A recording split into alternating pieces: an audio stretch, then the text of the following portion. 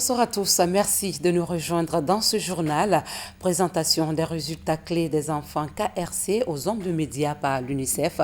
Ce plan sera vulgarisé par les journalistes afin que les enfants puissent s'épanouir et profiter de leurs droits. Ils pourront ainsi accéder aux services sociaux de base. Ousmane Ba nous signe ce reportage. Vulgarisation à grande échelle du plan stratégique de l'UNICEF relatif aux droits des enfants. L'idée se réalise à travers cette présentation officielle des résultats clés pour les enfants KRC. Pour sa mise en œuvre, l'institution porte le choix sur les hommes de médias pour relayer les informations au grand public. Puisque c'est un partage que nous sommes en train de faire avec l'UNICEF, à nous donc, à travers nos médias, de remonter ces informations pour qu'elles soient à la disposition de toutes ces mamans. Et je pense qu'il y a un d'entre eux qui a dit quelque chose ici qui est très important, qui a attiré mon attention, c'est lorsqu'il s'est adressé particulièrement au gouvernement guinéen. Vous savez, souvent on confond entre ce qu'on appelle l'autosuffisance alimentaire ou la sécurité alimentaire et la nutrition. Ça n'a absolument rien à voir. Ces résultats clés concernent l'égalité de chance dans l'accès aux services sociaux de base. C'est par exemple la vaccination systématique pour sauver la vie des nouveau-nés, la prévention du retard de croissance causé par la malnutrition et l'accès équitable et durable à l'éducation par l'amélioration des résultats d'apprentissage. Sur l'ensemble des résultats clés, la Guinée se focalise essentiellement sur 6 résultats clés. Le premier résultat clé, c'est la vaccination. La vaccination qui est quelque chose de fondamental et de très important pour protéger les enfants contre les maladies. Le deuxième résultat clé, c'est la lutte contre la malnutrition et en l'occurrence le retard de croissance. Il y a un troisième résultat clé qui est tout ce qui est protection de l'enfant. Les objectifs à atteindre consacrent aussi la protection des enfants contre les violences et l'exploitation. Parmi ces fléaux, le mariage précoce, les mutilations génitales féminines et le non-enregistrement des naissances, empêchant ainsi les enfants d'acquérir l'acte d'état civil. À la même page, coup de projecteur sur la santé de la femme et de l'enfant. La planification familiale reste encore faible en Guinée, malgré les efforts du gouvernement et de ses partenaires. À Conakry, les acteurs passent en revue les données recueillies afin d'identifier les progrès ainsi que les obstacles. Mounir Bari. Depuis plus de 20 ans, Dji Paigo accompagne le ministère de la Santé dans le domaine de la santé reproductive à travers tout le pays. L'objectif de ses partenaires de la Guinée est d'accompagner le gouvernement dans le cadre de la lutte contre la mortalité néonatale et infantile. Pour gagner ces paris, les spécialistes encouragent les femmes et filles à la planification familiale. La rencontre a pour objectif la restitution des résultats de 9 mois d'intenses travaux. La planification familiale permet de réduire la mortalité maternelle et infantile. Notre stratégie, c'est d'organiser les causeries éducatives au niveau des points d'affluence. Et ces points d'affluence au niveau de la CPN, c'est-à-dire consultation prénatale, au niveau de la pédiatrie, là où on récupère les femmes qui n'ont pas bénéficié d'une planification familiale au cours dans la salle d'accouchement. Tour à tour, ces professionnels de santé se sont relayés à la tribune pour présenter les résultats obtenus durant les 6 derniers mois à Conakry et à l'intérieur du pays.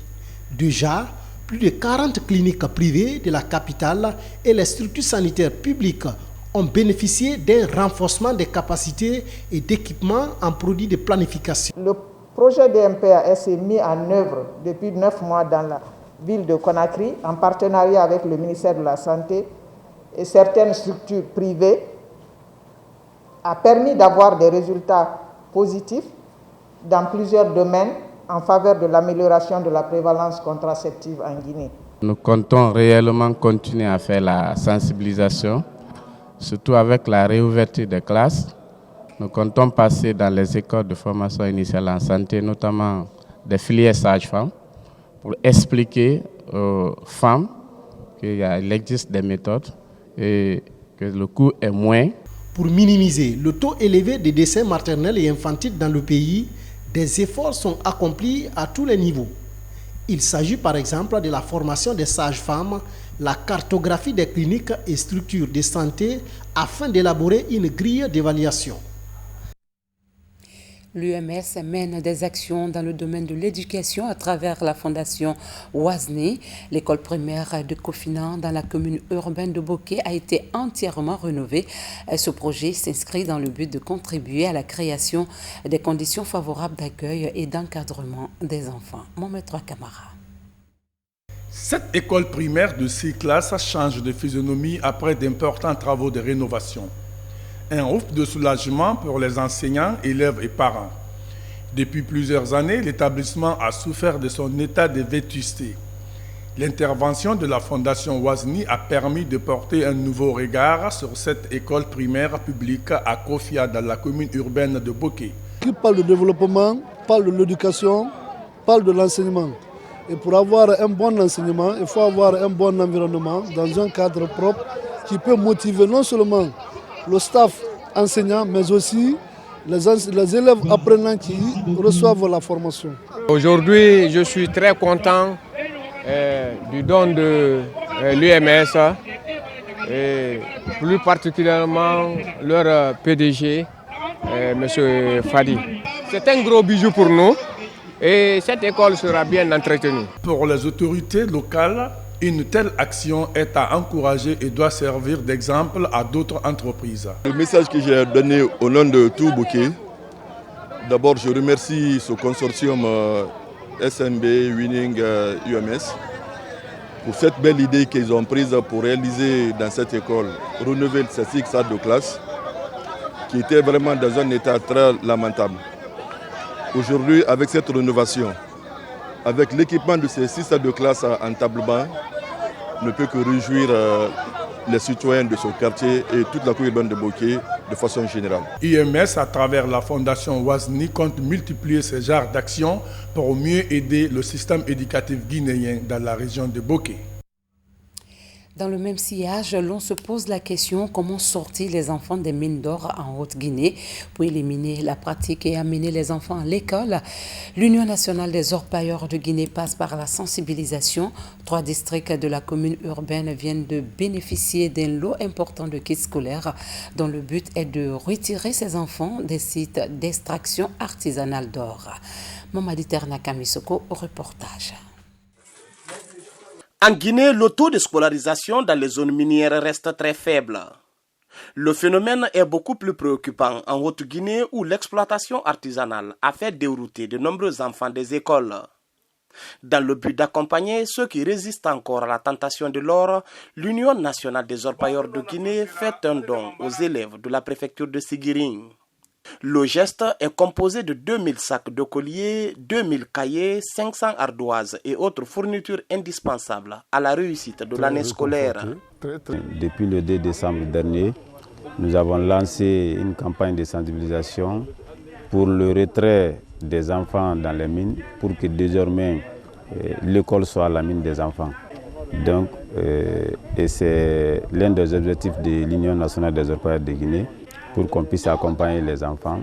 Et ça nous permet aussi de joindre l'acte à la parole. C'est parce que si on parle, on sensibilise les parents, il faut que nous apportons des mesures d'accompagnement. La pandémie du Covid-19 qui a affecté la préfecture a contribué à ralentir les activités, ce qui a joué sur le revenu de nombreux ménages. Avec cette assistance, autorités de l'éducation, parents d'élèves et élus locaux se montrent soulagés. Très content à plus d'un titre parce que ce qu'ils font comme ça, ils font pour nous. C'est nous qui avons ces élèves-là en charge et l'ouverture là n'a pas été très facile pour les parents. Donc si eux viennent faire ce geste-là dans nos écoles, nous sommes très contents, très réconfortés. Nous avons vu à Sigiri, en Haute-Guinée en général et Sigiri en particulier, c'est un lieu minier où les enfants aiment faire accompagner les parents dans les mines pour entretenir les bébés. Mais depuis 2 ans, ça a commencé à changer. Avec l'aide maintenant de Tidiane Koïta, nous pensons que ça va atténuer ce problème. Le don de fournitures scolaires intervient après une campagne de sensibilisation des citoyens sur le retrait des enfants dans les mines. Une action d'éducation citoyenne aujourd'hui encouragée par l'ensemble des couches sociales de Siguiring. Direction l'Abbé pour terminer cette édition, 16 jours d'activisme contre les violences faites aux femmes et filles, une opportunité pour les initiateurs d'impliquer les acteurs sociaux pour un changement de comportement. La campagne a permis aussi de faire des plaidoyers pour mieux contrer la pratique dans cette région. Fallait le dialogue. Depuis 1991, 16 jours d'activisme sont initiés pour mettre fin aux violences basées sur le genre. Cette année, la campagne est organisée dans un contexte sanitaire marqué par la pandémie du Covid-19, une crise sanitaire qui a augmenté les facteurs de risque de violence contre les femmes et filles. Au niveau des partenaires techniques et financiers, c'est toujours continuer à nous aider dans notre lutte. Ils nous accompagnent, c'est vrai, mais ils doivent encore augmenter beaucoup. Nous avons beaucoup besoin de leur aide pour faire les sensibilisations, pour accompagner ces victimes à être rétablies dans leurs droits. Le gouverneur s'est engagé, les religieux se sont engagés, les filles leaders se sont engagées, la communauté s'est engagée, le système des Nations Unies s'est engagé pour accompagner cette lutte, pour faire en sorte que dans cette région-là, aucune fille ne soit violée, aucune fille ne soit excisée et aucune fille ne soit mariée précocement. Selon les études réalisées en Guinée, 80,7% des femmes ont connu au moins une forme de violence basée sur le genre dans leur vie. Et dans la région de l'Abbé, entre janvier et octobre 2020, 196 victimes des VBG ont bénéficié de services d'assistance médicale et psychosociale fournis par les structures de prise en charge. Émanciper la femme, c'est émanciper l'homme. Donc on ne peut que les accompagner, mais il faut qu'elles aient de la responsabilité dans cette lutte contre la violence faite aux femmes. En dehors de leur engagement, il est évident que la course ne sera pas accélérée. La course sera accélérée si elles acceptent d'être au devant de cette bataille. Cette présente campagne 2020 de 16 jours d'activisme contre les violences faites aux femmes et filles à l'Abbé est une occasion de mesurer le chemin à parcourir pour mettre fin à ce fléau. Car il est toujours inquiétant de constater que pas moins d'une femme sur 3 est encore victime de violences au cours de sa vie. C'est la fin de cette édition. Merci de l'avoir suivi et passé de bons moments en compagnie de la chaîne qui a pour mission de vous servir.